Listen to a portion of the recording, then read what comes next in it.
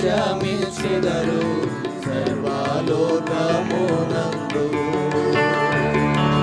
నిత్యానందముతో సాక్ష్యమిచ్చెదరు సర్వలోకమునందు.